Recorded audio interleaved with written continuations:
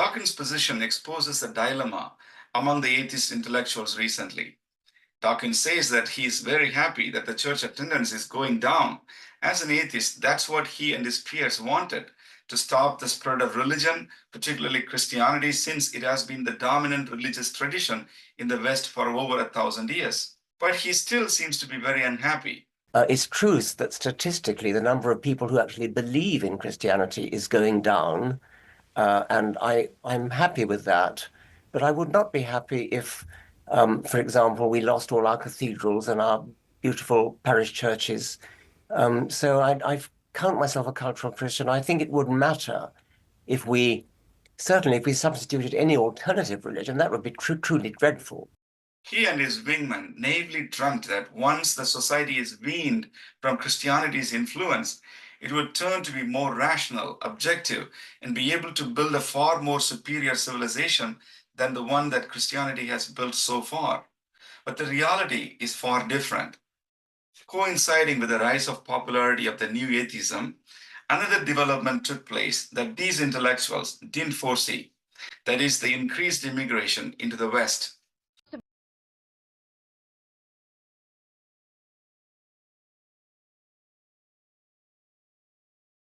The immigrants from the Muslim countries largely did not integrate well into the host nations.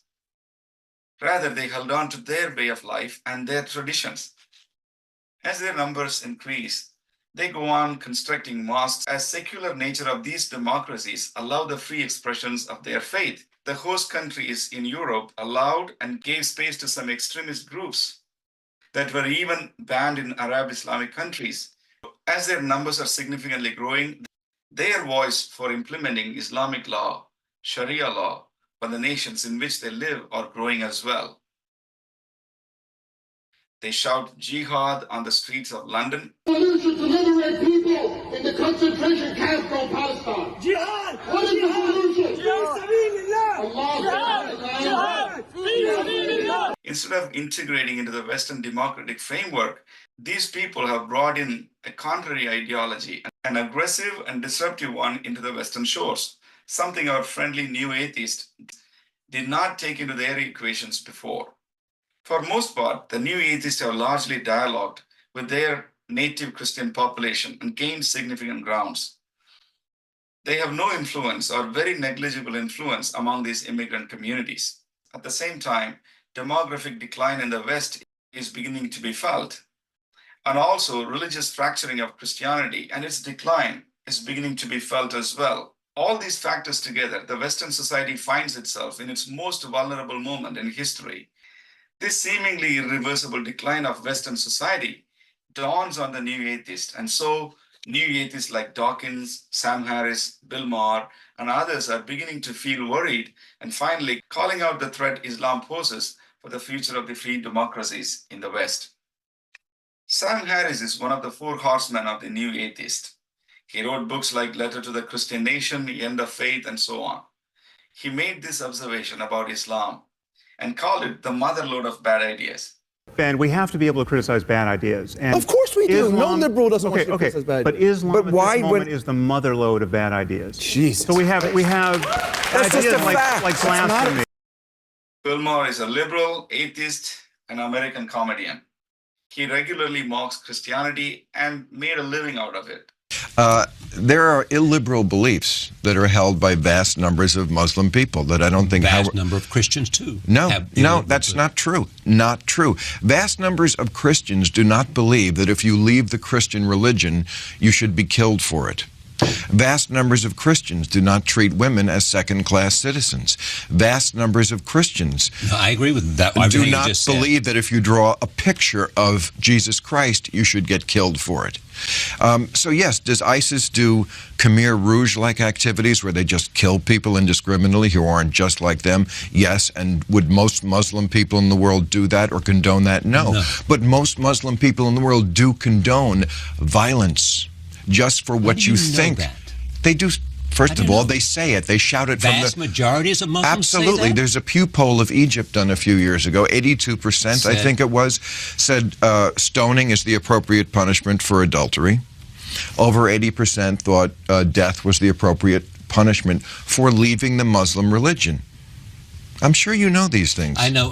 Well, I do. So, but to claim that this don't religion is like other religions is just naive and plain wrong. It is not like other religions. In Mecca, where infidels, non-Muslims, are not even allowed in the holy parts of the city. I mean, right there, we don't have that example in other religions. Okay, they do behead people. Now, if they were beheading people in Vatican City, which is the equivalent of Mecca, don't you think there'd be a bigger outcry about it? So this is the soft bigotry of low expectations that we have with Muslim people. Yeah. When they do crazy things and believe crazy things, somehow it's just not talked about nearly as much. Religion, Again, I don't think the Quran teaches them to do this kind of thing. well, you're wrong about that. The Quran absolutely has on every page stuff that's horrible about how the infidel should be treated. Ayan Hiroshi Ali is a former Muslim from Somalia. She wrote several acclaimed books like The Infidel, Nomad, Heretic, Prey, etc. She used to be one of the new atheists, but now she has become a Christian and joined the church. She realized that atheism is simply not enough, not sufficiently equipped to push back against the spreading of the ideology that she escaped from. She brings a lot of clarity to the conversation from her personal exposure and experience. So one by one, the new atheist icons who used to call God a delusion are themselves waking up from their own naive delusion about the stark reality of the future. They can foresee it. If the demographic, cultural, and religious trend continues in the same path, their own children or their grandchildren could well live in a caliphate under Sharia law, devoid of the very rights they themselves have enjoyed. It is this deep concern that is making them speak up. For atheists like Dawkins, a lot is at stake if the Christian culture is removed or taken over by the other. It might mean the demise of their own native culture, intellectual legacy, and the future of democracies in their own countries. For years after the European Enlightenment, the separation of the church and the state formalized and largely remains so. The church's main role is to provide spiritual guidance and nourishment to the individual believers by fostering the faith community around the biblical teachings. States, on the other hand, they work for the betterment of the society according to the Constitution, independent of the influence from the church. However, Islam doesn't have such notion of separation of mosque and state. Islamic law governs every aspect of Islamic believers' life. If such an overarching ideology is applied to countries like the UK, where Dawkins lives, it would mean greater restriction of individual rights and freedom and the disruption of the social order. That makes Dawkins very concerned. Also, Dawkins wants to preserve the cultural heritage of the UK, its cathedrals, its centuries-long Christian heritage, and so on. Dawkins knows very well what happened to the Buddhist heritage of Afghanistan. The Buddhist statues that were constructed 15 centuries before, they were all destroyed, blown to pieces by the Islamic extremist Taliban in 2001. Dawkins knows very well what happened to the Sufi heritage of Timbuktu. Islamic rebels of Ansar Dine destroyed more than 4,000 manuscripts that belonged to Sufis in the northern Mali conflict between 2012 and 2013. Dawkins knows very well what happened to the heritage churches like Hagia Sophia in Turkey, which was the central cathedral of the Patriarch of Constantinople for over 1,000 years. It has been turned into Islamic mosque. Its priceless Christian icons are in danger, on the verge of being erased, painted over, and destroyed. And Dawkins himself tweeted this: like Alexandria, like Bamiyan, Timbuktu's priceless manuscript heritage destroyed by Islamic barbarians. We can understand why Dawkins feels concerned about protecting the cathedrals and other culturally significant beliefs and practices. Also, Christianity gave impetus and encouraged the cultural achievements of the West and its modern progress. Under the Christian influence, they established important educational institutions to educate the masses. It encouraged learning, critical thinking, and encouraged innovation, and so on. So Dawkins acknowledges the superiority of the Western societies and tweeted this: all the world's Muslims have fewer Nobel Prizes than Trinity College, Cambridge. They did great things in the medieval ages, though. Conservative Islamic regimes regressed once progressive societies and hampered their flourishing into the modern era. Take the case of Afghanistan, Turkey, Lebanon, and so on. The status of women in these countries is very low. Education of girl children are endangered. Girl children are married off at a very early age and endure domestic violence and abuse. After the Taliban takeover of Afghanistan, they have serious restriction on women education and empowerment. They even poisoned a well, and 80 students were hospitalized from drinking from that poisoned water. All this were done to discourage the girls from getting proper education. Dawkins knows this very well. All the gains made over the centuries in women empowerment will be undone if Christianity ceases being a force in the society and replaced by Islam. What would be the place of atheist in such a society with a Sharia law?